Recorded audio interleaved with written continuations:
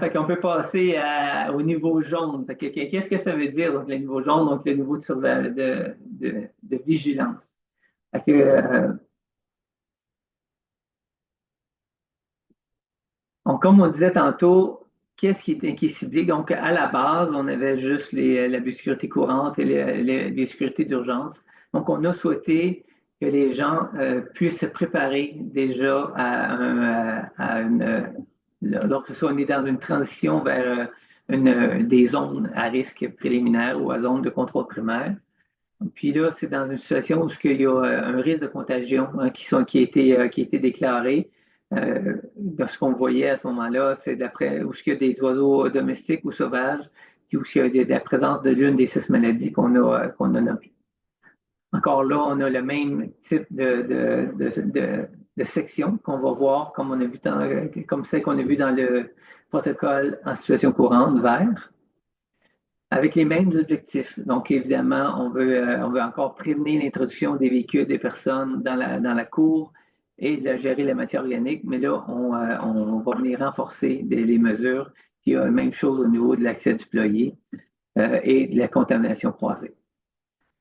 Donc, depuis le début de l'année, donc lorsqu'il y a un cas qui est suspect, hein, vous recevez le communiqué de l'EGMA qui dit qu'il y a une zone d'accès à risque préliminaire, donc la zone orange ici, qui est actuellement environ 3 km et qui peut aller jusqu'à 5 km selon le nombre de fermes, les risques qui sont vus. Puis maintenant, il y a autour de cette zone-là, il y a une zone de vigilance, donc entre 3 et le 10 km, il y a une zone de vigilance qui est mise en place. Puis là, c'est là où les mesures qu'on va décrire, ils peuvent être appliquées finalement pour tous les clientèles. Donc, puis la manière que ça fonctionne, c'est qu'en réalité, les producteurs qui sont dans cette zone-là sont avertis comme quoi ils sont dans cette zone-là. Donc, c'est à eux d'avertir leur fournisseur qui leur disent, je suis dans la zone jaune. J'aimerais ça que vous appliquiez les mesures de sécurité qui sont décrites dans le protocole de votre clientèle. Donc, pour le producteur, qu'est-ce qu'on leur demande à ce moment-là? Hein, c'est d'annuler toute visite non essentielle, puis autoriser seulement les visites essentielles. Donc, une livraison qui est vraiment essentielle. Puis s'assurer de planifier les livraisons, les collectes. Donc, pour essayer de minimiser le nombre de visites. Donc, s'il y a deux ployers, ben, si je peux grouper les livraisons dans les deux ployers en même temps, ben, ça m'évite d'avoir deux entrées et deux sorties à séquence dans deux moments différents dans une même semaine. Donc, ça diminue les risques à ce moment-là d'introduction dans le ployer. Puis, on leur demande aussi qu'à partir de ce moment-là, qu'ils planifient qu'il y ait du personnel sur place pour les livraisons, la réception, la collecte ou d'oiseaux, de matériel, pour éviter vraiment la circulation là, des conducteurs dans la cour, ou limiter, pas nécessairement éviter, mais limiter la circulation des véhicules et du personnel dans la cour et dans le ployer, finalement. Qu'est-ce qu'il leur est demandé aussi, c'est qu'ils s'assurent que les gens qui vont chez eux fassent le port de couvre-chaussures adapté aux conditions extérieures. Donc, à partir du niveau jaune ou de vigilance, ce qui est préconisé pour toutes les clientèles, c'est qu'il y ait des chaussures qui soient spécifiques à la cour. Donc, pour ce qui est des visiteurs, on leur demande qu'ils se stationnent à l'extérieur de la zone d'accès contrôlé, donc la cour, qui mettent des chaussures en sortant des véhicules.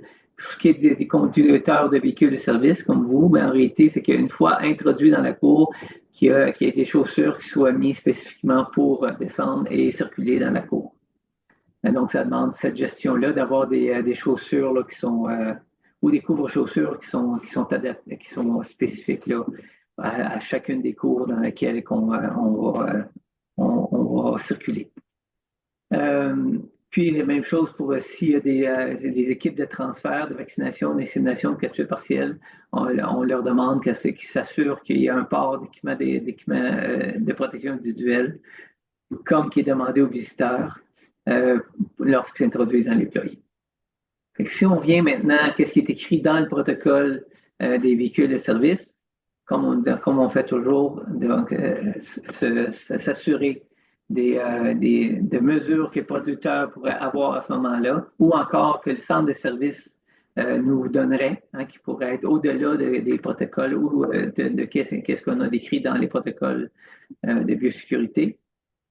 Donc, à partir de là, c'est vraiment important de s'assurer que le service qui est demandé est essentiel.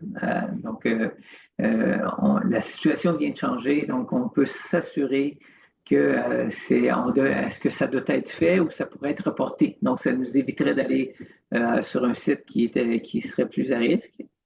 Ensuite de ça, s'assurer que le centre de service qui fasse la planification de la livraison de la collecte. Donc, organiser les livraisons, les collectes pour éviter ou minimiser le nombre de déplacements sur les sites de production, s'assurer que le personnel du site de production y est présent ou joignable pour toute assistance. S'il y a des situations particulières qui ont été mises en place, qu'on en soit informé.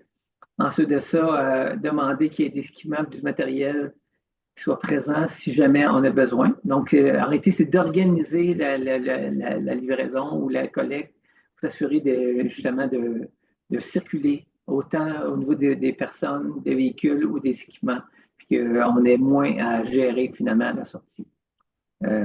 Puis, entre autres, ça inclut qu'il y ait des aires de livraison ou donc les portes où ce qu'on va livrer, les quais où ce qu'on va livrer qui soient propres, qui va éviter justement les contaminations possibles. Ensuite de ça, au niveau de la préparation pour le site, bien évidemment, on a parlé de couvre-chaussures dans la cour. Fait qu'il faut préparer ces couvre-chaussures-là.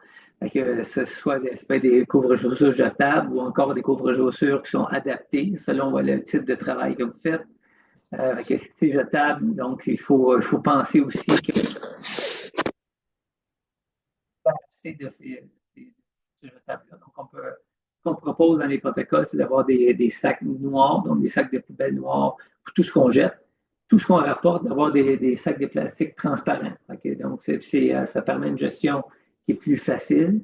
Ou encore, ça pourrait être un contenant de plastique. Donc, si on découvre tout qui sont lavables, on peut remettre ça dans un sac de plastique transparent, dans un contenant hermétique qu'on a dans la cabine. Puis on peut gérer ces couvre-bottes-là, les désinfecter entre les sites, et être capable de les utiliser d'un site à l'autre.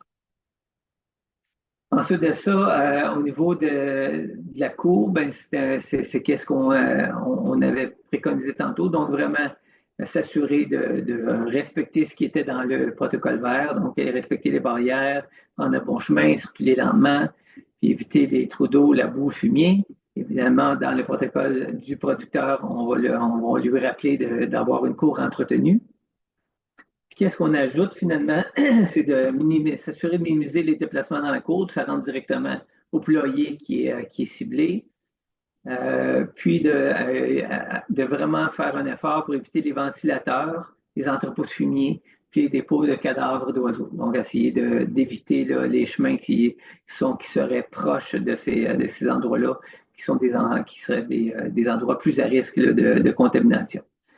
Puis, donc, si c'est un site qu'on connaît moins, ben, s'assurer des identifications du ployer, puis s'assurer aussi, avant de faire une collecte ou une livraison, qu'on est au bon ployer, pour éviter toute contamination inutile.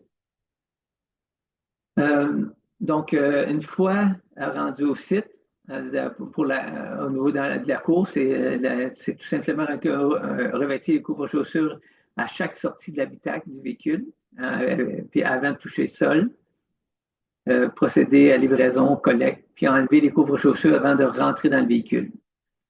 Puis une fois rendu au centre de service, c'est de nettoyer ces couvre-chaussures-là. Puis, comme je disais tantôt, il pourrait y avoir des procédures qui nous permettraient de désinfecter entre chacun des sites si on voulait utiliser des couvre-chaussures qui sont réutilisables.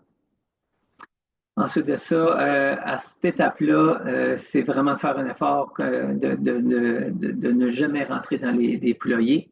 C'est vraiment important. Donc, puis, il faut se souvenir que cette zone-là va durer 1 à 2 journées avant que l'Agence canadienne vienne confirmer le cas. Si l'Agence canadienne confirme le cas, on va rapidement tomber en protocole orange.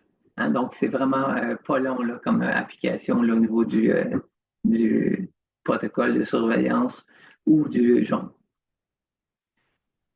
Finalement, je vous ai ajouté une demande qui est faite dans le protocole des producteurs, qui est au niveau de la chasse récréative aux eaux sauvages, dans le but que vous soyez au courant, puis que si jamais vous êtes des chasseurs, que vous sachiez qu'est-ce qui est demandé pour chacun des producteurs sur les sites. Donc, on leur demande de minimiser les pratiques de chasse aux eaux sauvages, d'utiliser des vêtements, des bottes, des véhicules et des équipements différents de ceux qui sont utilisés dans la cour, sinon les nettoyer, laver, désinfecter avant l'utilisation dans la cour.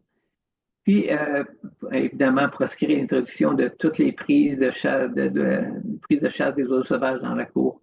Puis, se doucher, changer de chaussures puis de vêtements aussitôt son retour de la chasse. Donc, évidemment, si je vous partage ça, c'est que, évidemment, si vous êtes des chasseurs, ben, d'appliquer les mêmes mesures, puis éviter de se rendre dans des cours où il y a de la volaille lorsqu'on est chasseur, à moins d'avoir appliqué ces mesures-là.